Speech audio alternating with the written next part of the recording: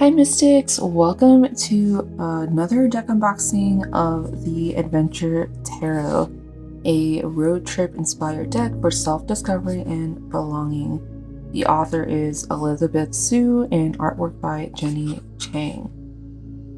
So this deck is the first of its kind. This road trip inspired tarot deck celebrates the Asian American experience and invites women everywhere to join her on a beautiful journey of self-discovery, acceptance, and belonging. Love that. Okay, so we've got the box. We've got obviously road trip imagery on here. And we have the guidebook. There's some gold foil on the front with the same image that is on the cover of the box. And then in the guidebook, we have, this is like printed on a newsprint type paper, but it's black and white with the images of the cards inside the deck as well. The descriptions look pretty lengthy, so lots of meaning within the deck. Okay, and we are looking through the card art now. We've got gold foil, or gold, embedded on the edges of the cards, which I feel like is a nice classy touch. So I'm going to go ahead and put the box to the side as we look at the artwork of the cards. Okay. So I love how vibrant the artwork is, first off. That's like something I'm noticing. But I think that's like my personal preference most of the time. Alright, so the Fool, the Magician. This is cool. Oh, I gotta like put this down in two piles. And also, you know how new decks, the cards are just like stuck together? I'm kind of experiencing that right now, so let's... And I have never opened this deck before, so we're in for a treat together. Got the Magician, the High Priestess, the Empress. This is so replenishing. Look at the Empress drinking water. Like, you would do that on a hike, right? We got the Hierophant with, it looks like incense. She looks like an older Asian woman. It seems like there's a lot of Asian women in this deck on purpose. So we've got the Chariot. Oof. We've got Strength. Okay.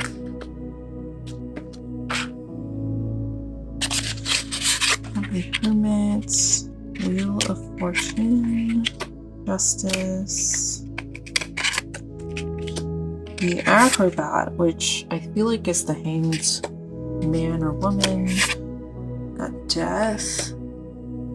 Some forest fires there. We have Temperance, which is the podcast episode that I had Elizabeth on where we talk about the Temperance card. We have Devil, the Tower, the Star, the Moon, the Sun, Judgment,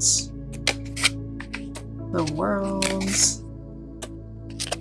Ace of Wands, Two of Wands. Alright, so different suits are color coordinated by the border, which I think is a nice touch. 5 of Wands, 6 of Wands.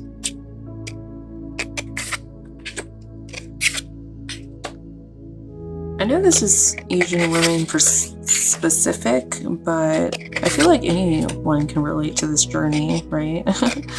Like riding an AV, backpacking. Oh, so scouts are pages, knights are backpackers, queens are explorers, and kings are guides.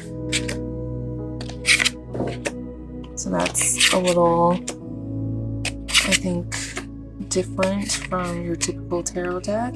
There's definitely this explorer vibe.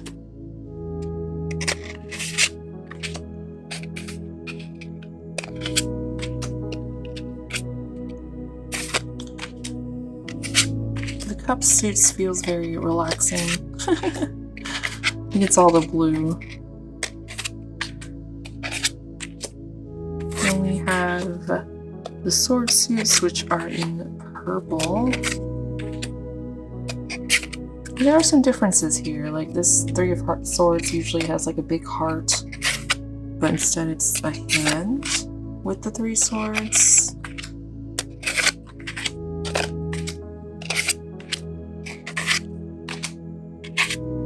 This makes me want to go on a trip. And it kind of feels like there's different journeys represented here throughout the deck. Like this cabin type journey, parasailing, hiking. There's a lot of hiking. We've got, the van life. We've got a picnic. We've got eating pizza. We've got taking a bath and gardening. So now that we've looked at all of the artwork behind the Adventure Tarot, let's do a tarot deck interview to get the vibe of a deck, because I am a believer that every deck has its own personality, and I feel like this deck has a pretty distinct personality. But also, what would you consult this deck for? Because it's kind of like asking a friend a question, you go to different friends for different types of questions. Right, so you go to different friends for different type of questions. So we will be using the tarot deck interview spread from the Mystic Mondays Tarot Journal, which is a journal that I created with Chronicle Books, and it is your guide to unlocking the transformative power of tarot by me. Yay!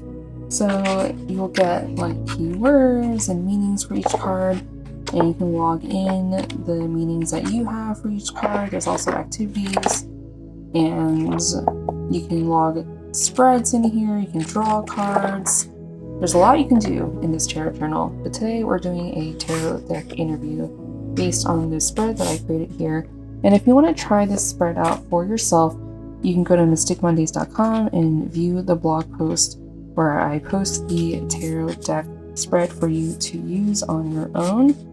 But let's get into the tarot deck interview for this deck. So, what is the energy of this deck?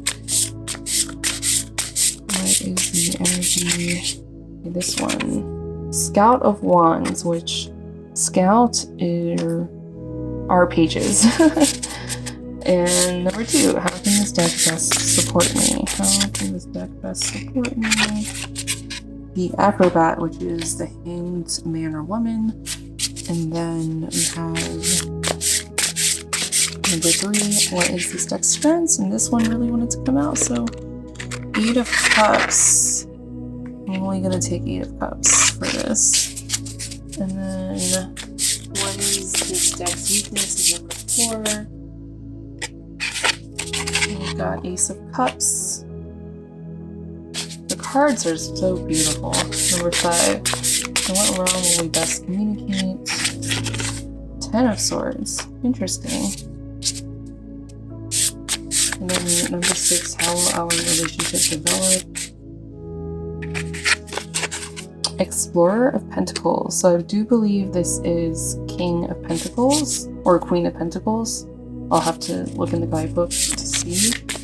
And then number 7, what guidance can you offer me at this moment? And I've got 10 of Cups. How fulfilling is that with all of the rainbows and everything? Love.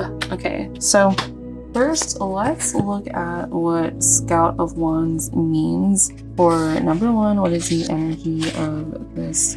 Okay, Scout of Wands. The Scout of Wands is a go-getter, a little intense and a total blast to be around. She lives for the excitement of new things. There's something enchanting about doing something you've never done before, you know? She gets a rush every time she pushes herself to her limits. No challenge is too big for her. She's happiest when she feels like she's experiencing life to the fullest. Something that can be hard for the Scout of Wands is slowing down to enjoy the present moment. She sometimes gets so busy chasing after the next big thing that she misses out on the magic that's in front of her. Maybe it's the way the sun hits the leaves on a crisp autumn day, or how her partner kisses her goodnight on the tip of her nose, or the warmth of her morning coffee. As fun as the big moments are, the medicine of the Scout of Wands is to remember to appreciate the little ones too. I love that. Obviously, the voice of this sounds very friendly and approachable, and I just want to adventure with this girl, which I feel like could represent me or you or anyone using this deck, you know?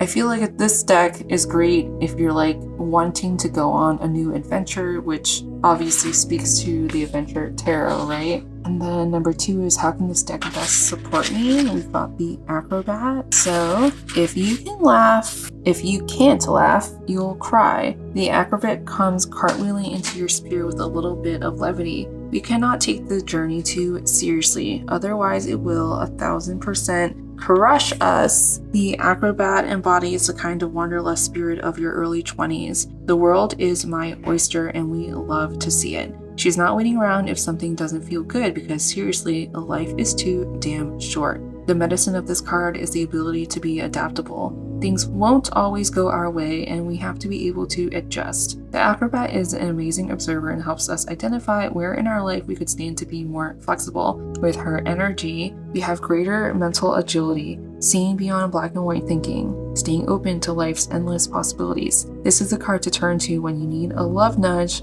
that you're exactly where you're meant to be. You're not behind, you're not too late. Life is unfolding in perfect timing. So I feel like, you know, usually with the Hanged Man or Woman, it's all about perspective as well. So following your passions is like really what I'm getting from this spread and what you would use this deck to consult with and for. I feel like this is very much about trusting divine timing as well. So we've got 8 of Cups for number 3. What is this deck's strengths? The rose-colored glasses are off and you're faced with a disillusioning reality. The 8 of Cups asks us to see a situation or relationship for what it is, not what we want it to be. You've ignored the red flags, dismissed the warning signs, and now you must accept something that you didn't want to believe was true. This hurts like hell, but ultimately, ignorance is not bliss. Waking up is an important part of the spiritual path. You are doing the hard work. In the 8 of Cups, we see a woman kayaking in the bayou, leaving the cups, which she thought she wanted behind. It's been a long journey, physically and emotionally, and you've made it through the worst of it. The rose-colored glasses are off, and you're faced with a disillusioning reality. The 8 of Cups asks us to see a situation or relationship for what it is, not what we want it to be. You've ignored the red flags, dismissed the warning signs, and now you must accept something you didn't want to believe was true. This hurts like hell, but ultimately ignorance is not bliss. Waking up is an important part of the spiritual path. You are doing the hard work. In the 8 of Cups, we see a woman kayaking in the bayou, leaving the cups, what she thought she wanted behind. It's been a long journey, physically and emotionally, and you've made it through the worst of it. The glow of the moonlight indicates peace is just around the corner. I know it's scary to walk away from what you've known, what feels comfortable and familiar, but you have all the courage, strength, and inner resources you need to do what you know in your heart is right. Now is the time. You've got this. I feel like since this is what is this deck's strengths, I think it's about recognizing your own resilience and recognizing, you know, the path that you want to take forward. And obviously this entire deck is about going on an adventure. You know, sometimes going on adventures is not easy. Sometimes it's not even what we asked for. Sometimes we're taking down adventures that are good for us, but not necessarily something that we enjoy, whether that means more growth, a mindset shift, you know, changes in how we see ourselves. And I feel like that's what's being asked of you when using this deck. And then we have Ace of Cups for number 4. What is this deck's weakness? So interesting that the cups are in both the strength and weakness positions. It's time to turn inward and have a little heart-to-heart with yourself. How are you really doing? What's weighing on you? What's alive for you? What feels tender and present? The Ace of Cups marks a new chapter of self-growth. Right now, it's about tuning in and listening. Don't go looking for answers yet. Cozy up with a cup of tea, still your mind, and see what arises. This is not, I repeat, not an invitation to nitpick all things wrong with you or your life. We're talking about loving self-reflection here, the kind where you are simply curious about your own evolution, where you've been, where you're headed, what you're leaving behind, what you desire more of. With the Ace of Cups, there's a knowing deep down inside that's ready to emerge. Your job is to listen. So I feel like the Ace of Cups is in the weakness position because this is not the time to internalize, and I feel like this deck is more about like going outside of your comfort zone and seeking your curiosities and your passions and such. And then we have Ten of Swords for in what realm will we best communicate? F, being resilient. It's exhausting to try to have our shit together all day, every day, and the Ten of Swords reminds us that we don't have to. This work requires so much from us, and sometimes the well runs dry. When the Ten of Swords shows up, it's a permission slip to stop analyzing your suffering. You feel shitty, period.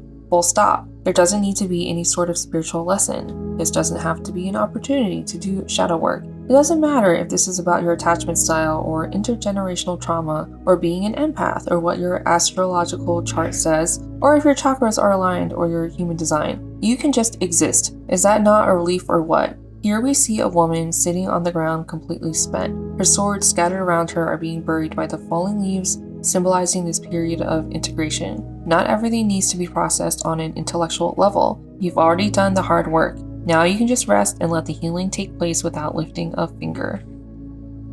In what realm will we best communicate with Ten of Swords? I feel like the tens are all about completion, and sometimes we go on new adventures because we are at the end of a chapter, wanting to go forward in our lives in some way. And I feel like, part of this too is just like processing emotions, processing feelings. And I feel like sometimes we're being pushed to be strong and resilient and whatever, but sometimes we just need to like put the swords down and just like sit there and feel all the feelings, like this person here in this card. And then number 6 is, how will our relationship develop with Explorer of Pentacles? So the explorers are the queens, and she definitely looks like she's enjoying herself here. The Explorer of Pentacles is over struggle for struggle's sake. She's had it with drama. She's done with the treadmill.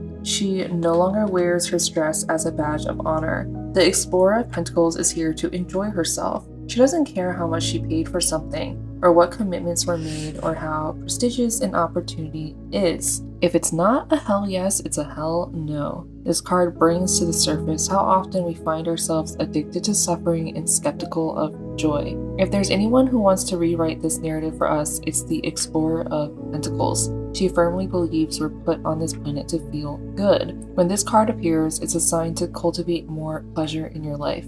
Take a deliciously long lavender bath. Make a charcuterie board with all of the expensive cheeses. Treat yourself to a bouquet of fresh lilies from the farmer's market. Let your intuition guide you. The more pleasure we experience, the more we say F you to the systems of oppression that want to keep us struggling. So through this journey, I think is ultimately coming home to yourself. And I feel like using this deck is about coming home to this card, coming home to the Queen of Pentacles, honoring your body, honoring your physical presentation, your physical surroundings, ultimately lavishing yourself and finding joy again. I do feel that from this deck. It's like about the journey of finding your own joy. And then number 7 is, what guidance can you offer me in this moment? And I just want to note, we do have 3 cups cards here, so I do feel like this could be a good deck to connect to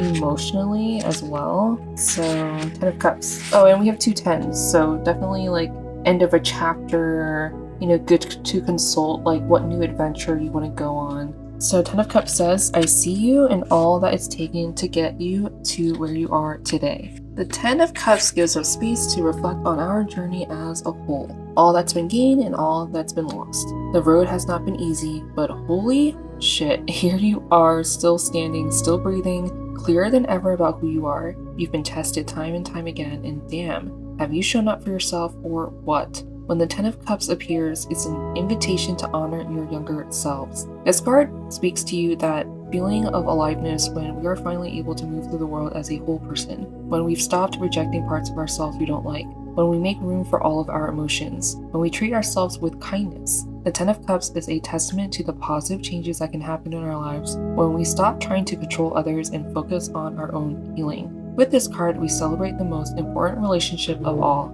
the one we have with ourselves. So I feel like from Ten of Swords to Ten of Cups and then going through this whole journey, it's definitely a deck of finding yourself through adventure. And what does adventure mean to you? Because there's so many depictions of adventure, you know, whether it's like this desert setting here, or this waterfall setting here, or this jungle setting, or this forest setting, or this bath setting. I feel like there's so many ways to define how we find ourselves through adventure, internal and external. Although I do feel like a lot of this deck is prodding one to find oneself externally, meaning like going on these like physical trips.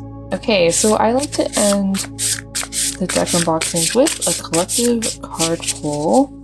So what would be best for the collective to receive at this time? Let's do this one. Oh my god, the Fool! That is beautiful. Okay, pack your bags, crank up the tunes, put the kombucha in the cooler, because you're about to embark on an epic adventure. We don't know where the road will take you yet, but isn't heading into the unknown half the fun? The Fool card is all about leaps of faith. It's about answering the call, even though you may have no idea what it means or how you get there, or who's involved or why. We love the Fool because she's full of best friend energy and can help us focus on all the good that comes with betting on ourselves. It takes a lot of guts to break away from the norm. People may roll their eyes or pepper you with questions because they just don't get it. But the Fool's here to say, who the hell cares? This card brings it a zest for life and a desire to take control of the steering wheel. If not now, then when? As card 0, this is the beginning before the beginning. Taking any risk is scary. Now's the time to decide what risk is worth taking. Well, if you have been wondering about something, about taking that risk, about leaping off the cliff, because traditionally you are leaping off a cliff in other Fool card depictions, but here she's like in her camper van ready to go on a new adventure. So this is a sign you are ready to go on your adventure. So take those bold steps and trust that the universe has got you. Thank you so much for tuning in. Remember to like this video, comment, what do you think about this deck? Would you like this deck in your deck collection? What were your favorite parts about the deck? And also subscribe to this channel for more deck unboxing videos and other tarot related content. Thank you so much for being here. Until next time, bye!